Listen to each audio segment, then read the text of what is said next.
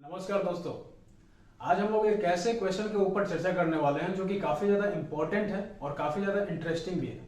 तो वो क्वेश्चन है दोस्तों कि आखिर रतन टाटा ने या फिर टाटा ग्रुप्स ने एक ऐसी कंपनी को क्यों खरीदी जो कि खुद पहले से ही 60,000 करोड़ के लॉस में चल रही है और इन्होंने उस कंपनी को खरीदा है करीब करीब 18,000 करोड़ में। उस कंपनी का नाम है दोस्तों एयर इंडिया। तो दोस्तों इस क्वेश्चन का आंसर देने के लिए हम लोगों को सबसे पहले जानना होगा कि एयर इंडिया की हिस्ट्री क्या रही है, क्योंकि उसी हिस्ट्री के अंदर इस क्वेश्चन का आंसर छुपा हुआ है। तो चलिए फिर शुरू करते हैं उस हिस्ट्री को, लेकिन उससे पहले वीडियो को स्किप ना करते हुए पूरा देखिए, क्योंकि ये जो क्वेश्चन का आंसर है ना, मैं वीडियो के अंत में देने वाला हूँ। तो दोस्तों ये कहानी शुरू होती है 1904 में, जब जन्म होती है जहांगीर रतन जी दादा भाई टाटा की, यानी कि अगर हम लोग शॉर्ट में बोले तो JRD टाटा, जिनका बचपन से ही एविएशन इंडस्ट्री में काफी ज्यादा लगाव रहा और फ्लाइंग इनका पैशन बन गया। और जैसे जैसे ये बड़े होने लगे इनका जो पैशन था वो गोल में बदलने लगा।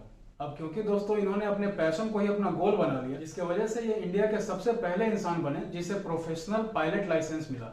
इनकी जो बचपन से ही ड्रीम थी दोस्तों वो काफी अलग थी। ये इंडिया के आम नागरिक को यानी कॉमन पीपल को एयरलाइंस में सफर करते हुए देखना चाहते थे। ये थी इनकी ड्रीम। अब साल आई दोस्तों 1932, जिसके अंदर उन्होंने अपने पैशन और अपने ड्रीम दोनों को ही पूरा करने का प्लान बना लिया और बना डाली एक एयरलाइंस कंपनी जिसका नाम रखा गया टाटा एयरलाइंस। और अपनी ही कंपनी के एक एयरक्राफ्ट को खुद उड़ाकर कराची से मुंबई तक लाए और अपनी कंपनी की नींव रखी। अब यहाँ पे दोस्तों काफी इंटरेस्टिंग फैक्ट है जिसके बारे में आपको जरूर जाननी चाहिए। 1932 में दोस्तों मुंबई से मद्रास तक का जो प्लेन का किराया था ना, वो था 256 रुपए, यानी कि करीब करीब 256 रुपीज। अब आप समझ सकते हैं उस समय का दौर क्या था। अब साल आती है दोस्तों 1939 की, यानी कि ऐसा साल जब सेकेंड वर्ल्ड वॉर उस समय शुरू हुआ था। अब ये जो वर्ल्ड वॉर 2 है दोस्तों, ये चलती है करीब करीब 5 साल, यानी कि ये खत्म होती है 1945 में। अब वर्ल्ड वॉर 2 खत्म होते होते दोस्तों इन कंपनीज की यानी कि एयरलाइंस की जो कंपनीज थी इनको इतनी ज्यादा क्षति पहुंचती है फाइनेंशियल, जिसकी वजह से ये खड़े नहीं हो पाते हैं और इन्हें बना दी जाती है दोस्तों एक पब्लिक लिमिटेड कंपनी, यानी कि एक ऐसी कंपनी जिसके अंदर कोई भी शेयर्स खरीद सकता है। और टाटा एयरलाइंस जो कंपनी है उसका नाम कर दिया जाता है एयर इंडिया। अब साल आता है दोस्तों 1948, जब इंडिया ब्रिटिशर्स से पूरी तरह से आजाद हो चुकी होती है।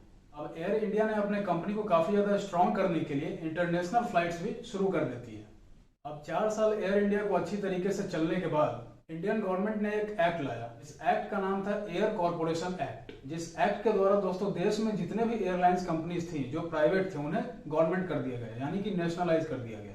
अब क्योंकि दोस्तों JRD टाटा और नेहरू जी काफी अच्छे दोस्त रहे थे, तो JRD टाटा ने नेहरू जी से सामने से ये पूछ लिया कि भाई आखिर आपने ऐसा क्यों किया, यानी कि सारे प्राइवेट कंपनीज को नेशनलाइज क्यों कर दिया। तो दोस्तों नेहरू जी मुंह से जवाब ना देते हुए एक चिट्ठी यानी कि एक लेटर लिख के JRD टाटा को जवाब दिया।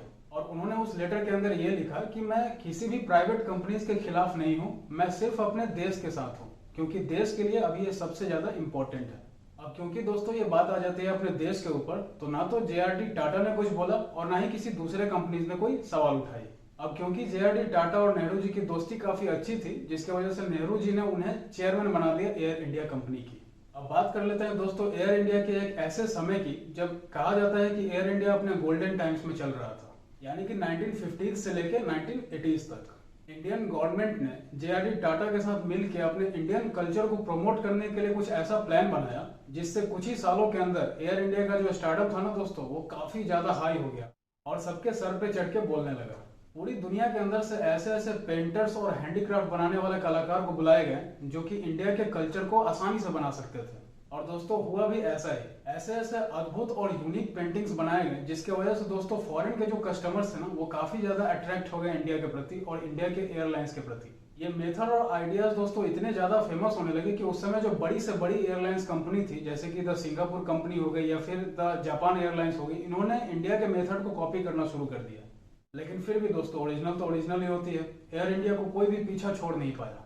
तो दोस्तों एक चीज कही जाती है ना कि हर चीज की एक दौर होती है, तो एयर इंडिया की भी वो एक दौर थी। अब हम लोग बात करेंगे एयर इंडिया के डाउनफॉल के बारे में, यानी एक ऐसा बुरा वक्त जो एयर इंडिया ने आज से पहले कभी देखा नहीं था। साल थी दोस्तों 2001, जब एयर इंडिया एक मैसिव लॉस के अंदर चली जाती है, यानी कि करीब 800 करोड़ के लॉस में। 800 करोड़, ये कोई छोटी रकम नहीं होती है दोस्तों, काफी बड़ी रकम होती है।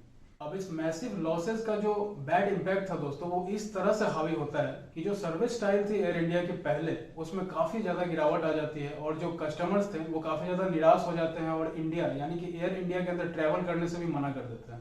अब दोस्तों इस कंपनी के फेलियर होने का दो कारण बताया जाता है।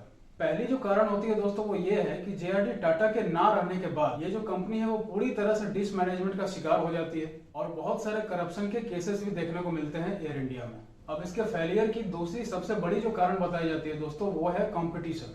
अब 2020 के अंदर दोस्तों ऐसे बड़ी बड़ी कंपनीज भी आ गई थी जो कि एयर इंडिया को डायरेक्ट कंपटीशन दे रही थी, यानी कि इनकी जो सर्विसेज थी ना वो एयर इंडिया से काफी ज्यादा अच्छी थी।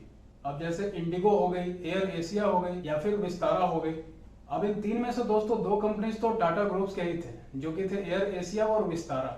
अब जैसे जैसे दोस्तों साल बढ़ रही थी, गवर्नमेंट की लॉसेज भी बढ़ रही थी एयर इंडिया के ऊपर। अब साल आता है दोस्तों 2017, जब गवर्नमेंट पूरी तरह से एयर इंडिया से परेशान होकर इसे बेचने की कगार पे पहुंच जाती है और गवर्नमेंट अनाउंस करती है कि इसका 76% अगर कोई भी लेना चाहता है तो वो आसानी से ले सकता है। लेकिन दोस्तों कंडीशन इतनी ज्यादा बुरी हो गई थी कि कोई भी इसका 76 तो क्या 10% भी खरीदने के पक्ष में नहीं आ रहा था, क्योंकि अब तक दोस्तों ये कंपनी यानी कि एयर इंडिया कंपनी करीब करीब 60,000 करोड़ के लॉस में जा चुकी थी। लेकिन फिर दोस्तों तारीख आती है 8 अक्टूबर 2021 यानी कि 2021 में 8 अक्टूबर के दिन, जब एक बार फिर से टाटा ग्रुप्स ने इसे करीब करीब 18,000 करोड़ देके खरीद लेती है। अब दोस्तों यहाँ पे बारी आती है हमारी सबसे पहली क्वेश्चन की। तो दोस्तों मुझे ऐसा लगता है कि आपने अभी तक इसका जो आंसर है ना वो अपने माइंड के अंदर ही क्रिएट कर लिया होगा कि आखिर रतन टाटा ने इतने लॉस में जा रही कंपनी को क्यों खरीदी। अब इस कंपनी को खरीदने की दोस्तों जो सबसे पहली कारण हो सकती है वो ये है कि एक तो रतन टाटा या फिर टाटा ग्रुप्स इस कंपनी से इमोशनली जुड़े हुए थे, जिसकी वजह से रतन टाटा ने इस कंपनी को खरीदने के बाद एक ट्वीट किया था और उस ट्वीट के अंदर उन्होंने लिखा था कि वेलकम बैक एयर इंडिया। और दूसरी दोस्तों सबसे बड़ी वजह यह हो सकती है वो जो 60,000 करोड़ की लॉस है ना दोस्तों, उसकी भरपाई रतन टाटा को या टाटा ग्रुप्स को नहीं करनी पड़ेगी, उसकी जो भरपाई है ना गवर्नमेंट खुद करेगी।